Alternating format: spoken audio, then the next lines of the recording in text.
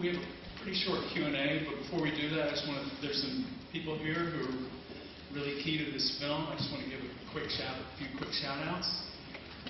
Some of my partners, where it all started, wrote the article in Texas Monthly, my co-screenwriter Skip Hollinsworth.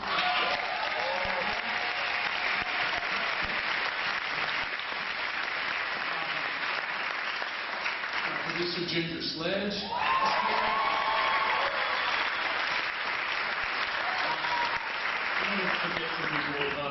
My editor Sandra Adair is here.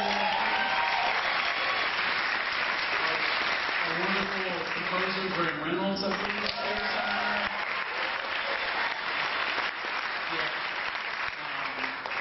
here. From Millennium, who is distributing the movie, Kathy Schulman and Bill Lee are here.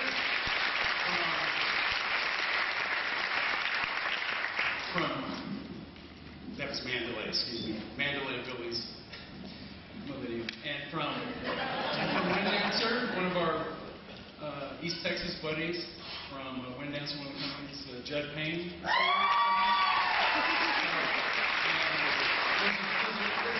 Cast and other crew. I'll apologize later who I forgot.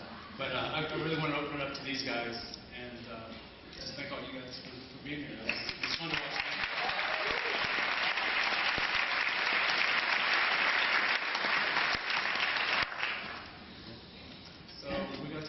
We got a bunch of questions up top. I see right in the front of the business. Let's not forget about it. Yeah, go ahead. It's like a panhandle up there. How much of the townspeople and the courtroom stuff was sort of lifted from real interviews or real... Question is, how much of the townspeople, the real people stuff was lifted from real transcripts? I mean, it was scripted, but some of my favorite lines were things they just threw in, you know. Kay threw in that could have got her shot for $5. You know, we got these great ones. Sonny Carl Davis was just, you know, just letting you go, coming up with all kinds of great stuff. So, you know, combination of script and getting the right person in there and letting them go. And, you know, that was a mix of actors, people from mostly that region of East Texas, and there was quite a few people who actually knew Bernie and Miss Nugent pretty well too. So it's kind of a mixture of all that. Okay. Yeah, yes. Mr. Linklater, Bernie does a lot of singing in the movie. While you're writing this, were you writing it for Jack because his background in music? The question is, Bernie does a lot of singing, and was Rick writing it for Jack with his background in music? He sure does a lot of singing. And you know, if you think about it, I mean, there's no actor. I can't think of another actor who could have done this, who could sing.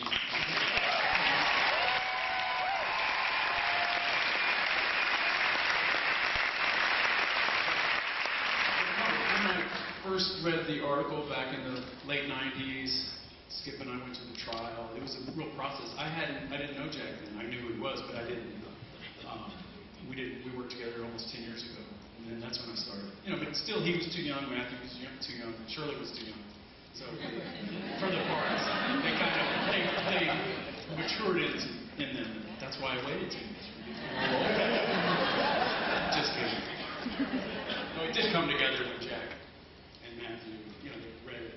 And, you know, it finally came together. Right.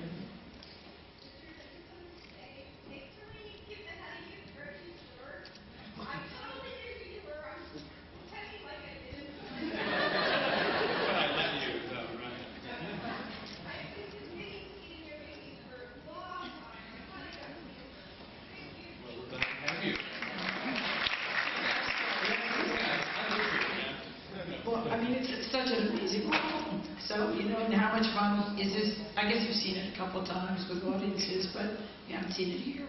How's it feel? It was great to see it. It's a great audience, and it has such great, powerful laughs in there, and it's also got those complex moments in there that are like, oh, some gut-wrenching mixed in with the laughter. It's interesting to watch it.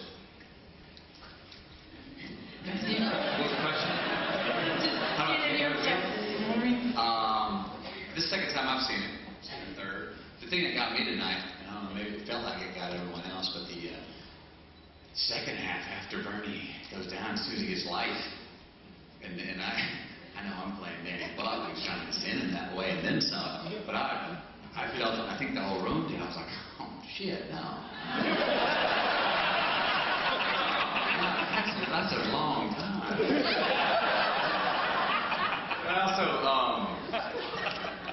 you know, something I got tonight is, I'd like to applaud your performance. We know you can sing, didn't know you could dance.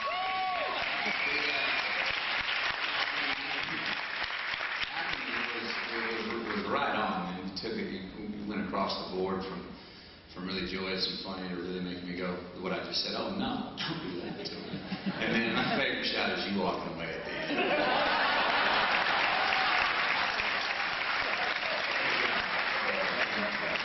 Well, same to you, man. Same to you. This guy over here, anybody?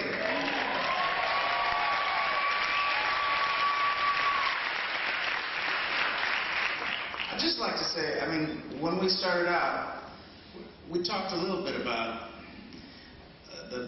the idea that maybe this movie could show that how could such a kind and gentle person be capable of this heinous crime, and if he could be capable of it, maybe anyone under, you know, the worst possible circumstances could be capable of a horrible crime like that.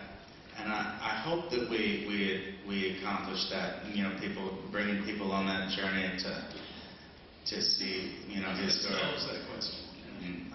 Yeah, it's a lot. We all know we could go. We're in the entertainment industry. Watching it, it's heavy, man. Doing a story about a real life story. It's a heavy thing if you watch it. I think you're right, Richard.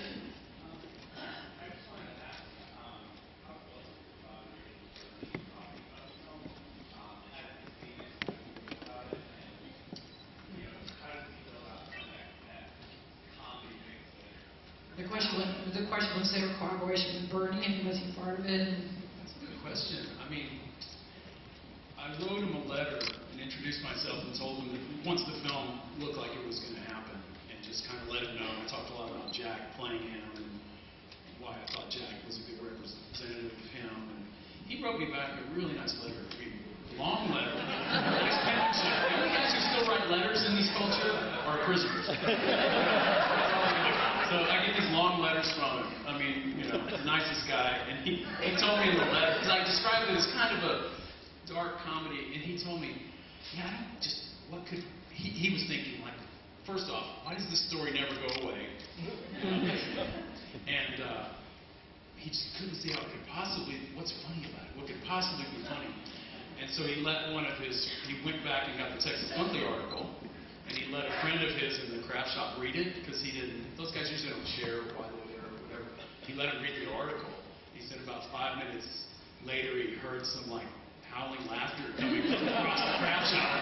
And he looked over and his friend was just laughing as he read the article, so I guess it was kind of funny. I mean, it really, you know, I told him, you know, when we met, Jack and I were fortunate enough to go spend a few hours with him before we started shooting, and yeah, it's like, he's a great guy, but he got the humor of it, and I kind of blamed it on this news. I said, that's her and the 9 months thing. I didn't really tell him it's the policeman thing so much. Yeah. Well, such a weird relation what he had with her. yeah, he said that when he first heard about the movie being made, he didn't understand what could possibly be funny about it, but yeah, after yeah, just like he said, he started to see where we were coming from. We wanted to do a screening of it at the prison for him. I don't know if that's gonna. His warms up to. We might as it comes out. No, but they can't really watch movies in there unless they're on TV. You know, then if it's playing on TNT or something, they may be watching movies. So he wasn't really confident he would ever get to see the movie. But we're trying. I talked to his warden. You know, she's pretty cool. She was like, yeah, let me see it first, and maybe we can have a screening. I'm hoping like Tim Lake and Alamo will do a screening. Maximum security prison. It's a hardcore place. But, you know, they'll get the top 500 inmates, maybe could qualify as CNs.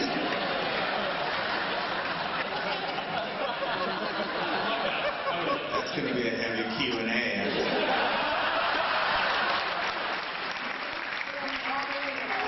Standing up top, go ahead.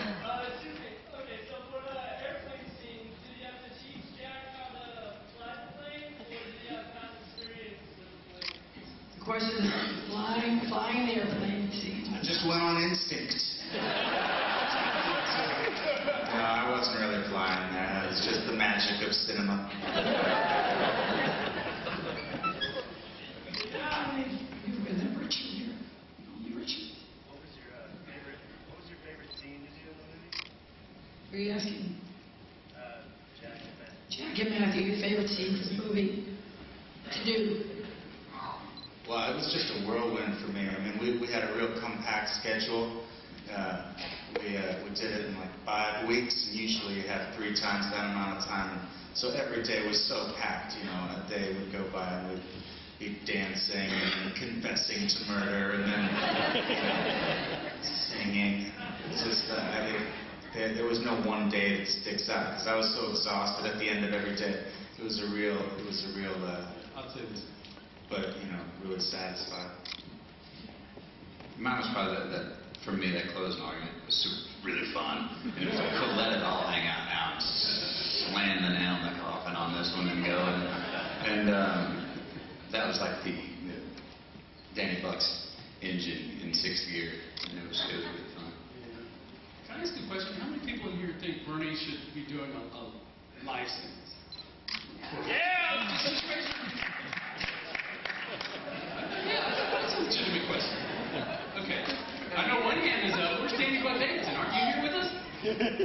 Is Danny here? I heard he was going to be here. He's scared to say. He's great. Danny's quite the character. And so much of that stuff, that was at the trial. That whole Les Miserables stuff. And Angela Davis, all that with my own eyes. It's still there. We got time for one more, which I know it's a shame because I'm rich to have these guys here. I mean, quite okay.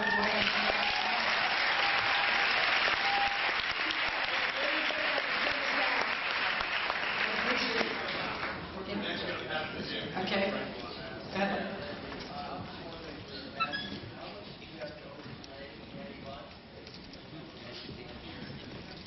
How much do Matthew have to overplay the I'm told by